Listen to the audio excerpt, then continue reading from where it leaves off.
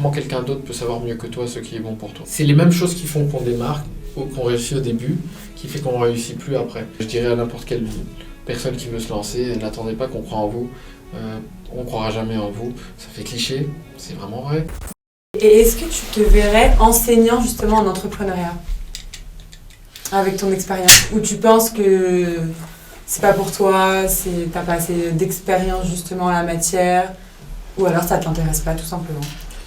Non, en fait, ça me passionne. J'adore parler de ça, de business, d'entrepreneuriat. Je pense que j'aurais beaucoup de choses à apporter.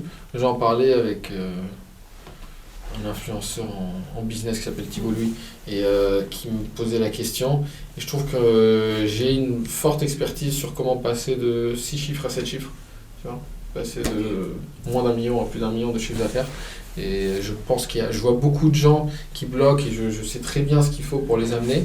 Et je trouve qu'il y a quand même beaucoup de coachs qui font ce coaching-là sans jamais l'avoir fait eux. Et du coup, c'est aussi pour ça que je me suis longtemps retenu de le faire, parce que je trouve qu'il y a beaucoup forcément d'arnaques. Je pense qu'ils sont de bonne foi, les gens qui font ça.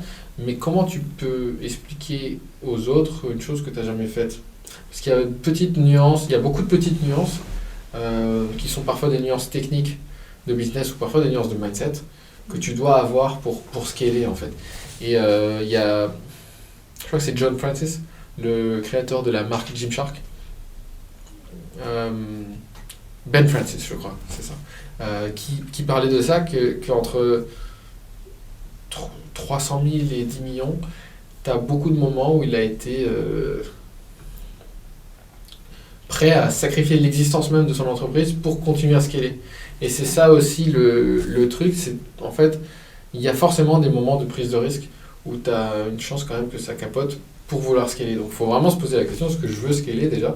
Parce que ça peut être très bien en fait de faire son truc seul en solopreneur ou en freelance, ça peut être une super aventure si tu aimes ce que tu fais. Pourquoi s'imposer le scaling en fait?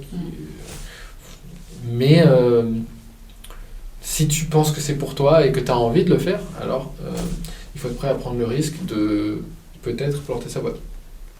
Et toi justement, ton rapport à l'échec, ouais. Il est comment? T'en as peur? J'imagine que non, on peut pas être entrepreneur et avoir peur de l'échec. Si, carrément.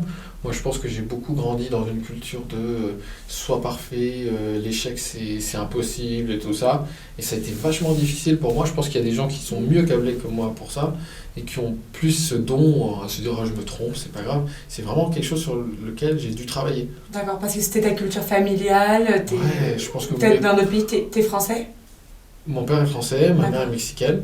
Mais j'ai eu quand même un peu ce côté soit parfait, soit bon à l'école et des bonnes notes, même si c'est pas forcément ce que je faisais, mais j'ai toujours été un élève correct. Et du coup, mon père était fonctionnaire, ma mère était au foyer, il n'y avait pas vraiment cette culture de l'entrepreneuriat ni de l'échec dans ma famille. Ni du risque finalement. Ni du risque, non, pas du tout. Je pense qu'il fallait vraiment que j'aille. À la base, je voulais être musicien, c'était non, surtout fais pas de musique, fais des études. Et après, j'ai fait le seul truc. Donc au début, mes parents étaient contents parce que j'ai fait une école de commerce. Et au bout d'un moment, finalement, je vais être entrepreneur. Alors là, c'était la panique à bord. Le mec, c'est bon, il a pété un câble, il va pas faire un travail normal. Mais en plus, c'était avant que ça devienne cool. Parce que là, ces dernières années, c'est cool d'être entrepreneur. C'est le nouveau truc cool, mais il y a 10 ans, c'était un peu moins cool. J'ai vraiment fait parce que c'est ce que je voulais faire. Et du coup, ça a été vachement dur pour moi de casser un peu ce pacte inconscient familial de prends pas de risque, nanana, et de me lancer. C'était hyper dur. Ah, j'imagine. Et ton entourage actuel t'encourage justement à prendre des risques, ou finalement t'es resté un peu avec des gens... Mon entourage actuel? Actuel. Il a vachement changé, mon entourage actuel. Et tes parents, eux, leur vision a changé par rapport à l'entrepreneuriat? Maintenant, ils sont oula, je vais me faire... On dit cet entrepreneur à succès. Non, ils sont contents maintenant, mais c'est sûr qu'ils n'étaient pas contents quand j'ai commencé, ils y croyaient pas. Voilà. C'est vrai, ils y croyaient pas. Mais je dirais à n'importe quelle personne qui veut se lancer, n'attendez pas qu'on croit en vous. On ne croira jamais en vous. Ça fait cliché, c'est vraiment vrai. Et c'est sûr que quand c'est ta famille qui t'encourage, qui te décourage, ça a un poids énorme. C'est le poids de cette loyauté familiale presque. Mais Je pense que c'est très important de ne pas écouter ses parents quand il s'agit de carrière. Comment quelqu'un d'autre peut savoir mieux que toi ce qui est bon pour toi? C'est beau. Ouais, mais c'est vrai. C'était philosophique, oui. Je veux rajouter un autre truc, par exemple, par rapport à ça, c'est justement, c'est, je pense que j'avais beaucoup ce bagage de fais des études, sois un gentil garçon, va à l'école, fais des études, trouve un travail. Ça a été dur pour moi de redevenir moi-même et de trouver vraiment mon identité, ce que moi je voulais faire vraiment pour moi et pas pour mes parents, pas pour faire plaisir aux autres, pas pour faire plaisir à l'image que je dois avoir d'être le gentil petit garçon qui fait bien à l'école. Et c'est, tu vois, toujours revenir vers soi.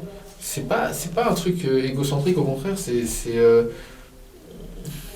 plutôt du développement personnel finalement. Tu as cherché à savoir qui t'étais, ce que tu voulais. je pense qu'on réussit mieux quand on sait qui on est, ce qu'on aime faire. Et même dans l'aventure entrepreneuriale, il y a certains jobs, certaines positions au sein de la structure managériale où on est meilleur que d'autres. Mais chacun est différent et c'est important de ne pas vouloir être le super-héros qui résout tous les problèmes. Parce que tu deviens après le bottleneck, c'est le goulot d'étranglement d'entreprise, et plutôt savoir lâcher, déléguer, faire confiance. D'accord. Et toi, tu penses maintenant savoir quelles sont tes capacités, quel est ton caractère, quel est ton tempérament pour pouvoir te positionner? Ouais, de mieux en mieux, de mieux en mieux. Alors je fais que toujours la couille parfois de revenir en arrière et de garder un truc pour moi. Je devrais déléguer, mais de plus en plus j'arrive à me dire, ok, ça il faut que ça parte, il faut que ça soit plus moi le responsable de ce truc-là, parce que je sais que je suis en sous-performance sur cette tâche-là, quoi. Et ça, c'est bien, c'est une vraie qualité de pouvoir se dire, bon, j'en suis pas capable, je délègue, parce qu'on voit que les entrepreneurs ont beaucoup de mal justement à déléguer leur travail à d'autres. Et ça, c'est un vrai obstacle finalement. C'est un vrai obstacle, le syndrome du super-héros. Alors, parce qu'il y a cette espèce c'est les mêmes choses qui font qu'on démarre, qu'on réussit au début, qui fait qu'on ne réussit plus après. C'est-à-dire que pour démarrer, pour passer de 0 à 300 000 euros par an, il faut tout faire soi-même. Tu n'as pas d'équipe, tu es tout seul dans ton garage, ou dans la chambre de tes parents, ou en coloc à deux dans un 30 mètres carrés à Paris, comme mon ex-associé et moi. Tu vois, c'est vraiment en mode lol, quoi. C'est cliché, mais c'est vrai. C'est cliché, mais c'est vrai. Comme on en parlait tout à l'heure, à 29 ans, je reviens... Chez papa et maman. Je suis revenu à 28-29 ans, quelques mois chez ma mère, c'était horrible. Pardon maman, mais c'était horrible. Et puis tu vois tes potes qui commencent à décoller dans leur carrière. J'avais des potes en finance, en conseil et tout. Et tu vois que c'est un âge où tu commences à avoir fait 4, 5, 6 ans de boulot et tu commences à bien gagner ta vie pour ceux qui ont été carriéristes. Et moi je reviens à zéro. À deux, dans un 30 mètres carrés parisien, il n'y avait qu'un seul lit, on dormait à deux dans le même lit, lol. Avec son associé.